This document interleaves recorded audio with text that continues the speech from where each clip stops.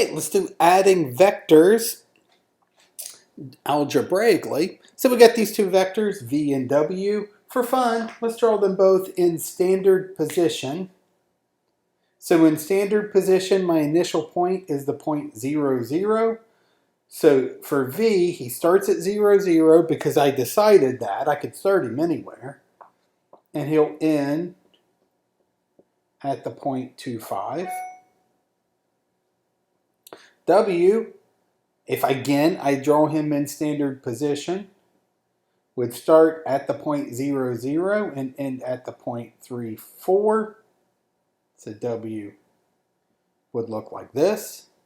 V plus W, just like we were doing geometrically, I could take a copy of W and put him at the end of V. So right here I'm at the point 2, 5. If I were to then go over 3, up 4, I would be at the point 5, 9. So here's a copy of W. Then the resultant vector starts at the beginning and ends at the end. So that would be the vector. If I'm in standard position, I start at 0, 0. So my ending point has the same numbers as my vector. The vector v plus w will be the vector 5, 9. So I started at the point 2, 5, the end of vector v, went over 3, up 4. But that's just adding.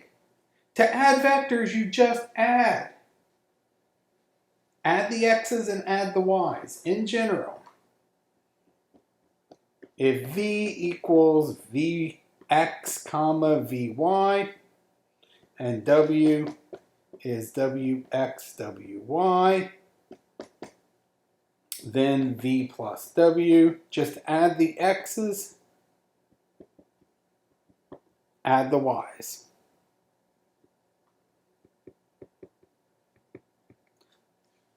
Hey, what if I want to do scalar multiplication?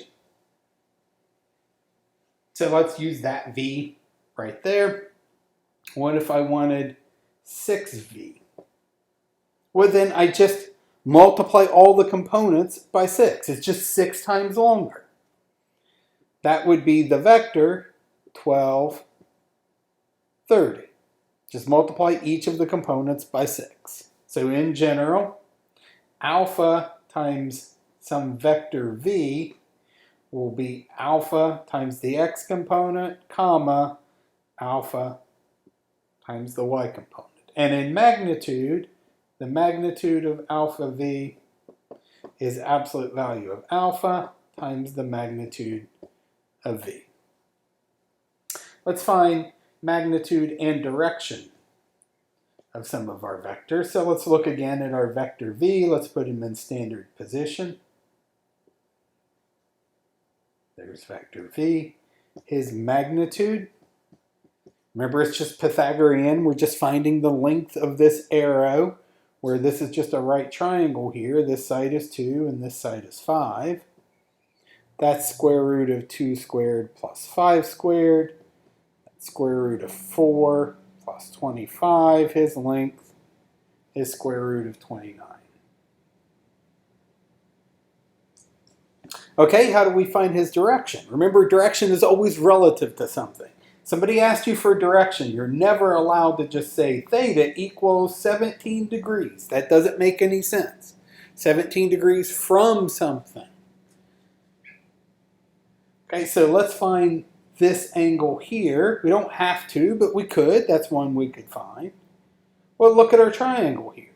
If I were to write out tangent of theta, that would be the y component over the x component. 5 over 2.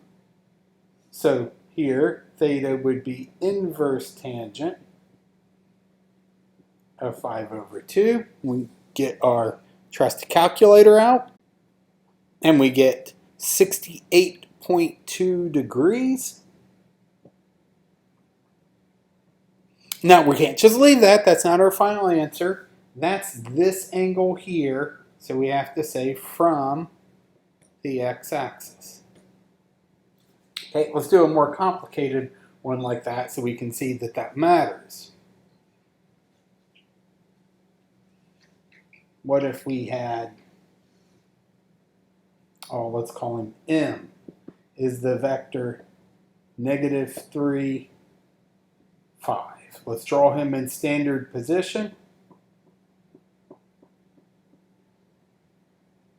There's my vector M.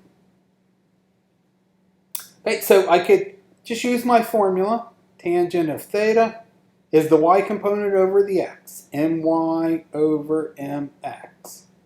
So 5 over -3. That's still a true statement. This is true. However, once I jump to here, this is no longer true. Remember, these are not actually inverses of each other. This function on your calculator will always spit out angles in quadrants 1 and 4. Clearly, that angle right there does not live in 1 or 4. My calculator will lie to me 50% of the time. Anytime your vector points into quadrants 2 or 3, this is not a true statement. Your calculator will lie to you. Let's type that in and see what we get. That equals -59.04 degrees. That is clearly not the correct angle. That is not the angle here. My calculator is a liar. It told me this angle. Anytime my vector points into quadrants 2 or 3, the calculator is going to give me the wrong angle. I have to add 180 degrees to that answer to get this angle here.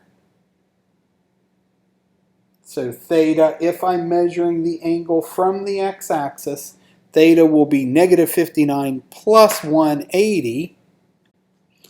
That's 120.96 degrees from the x-axis.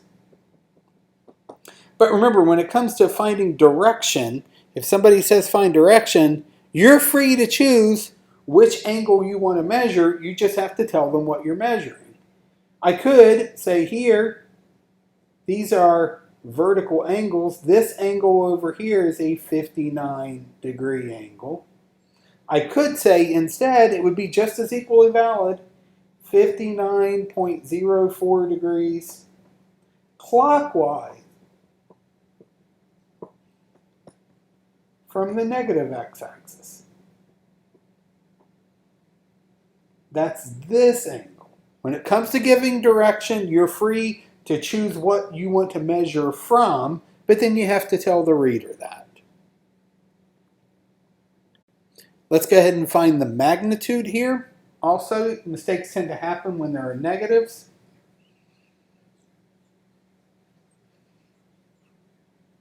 So magnitude of M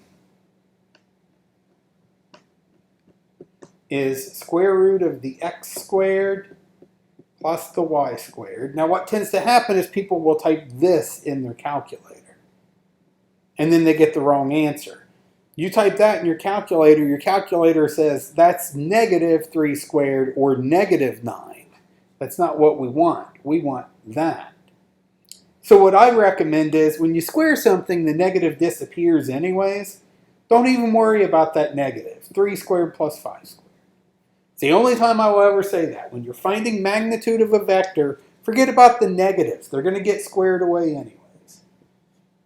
So that's square root of 9 plus 25, or root 34. And we could type that in the calculator and get an approximate answer if we wanted to. It's going to be almost 6, like 5.7-ish or something. So there's the magnitude, and we just found the direction of that vector.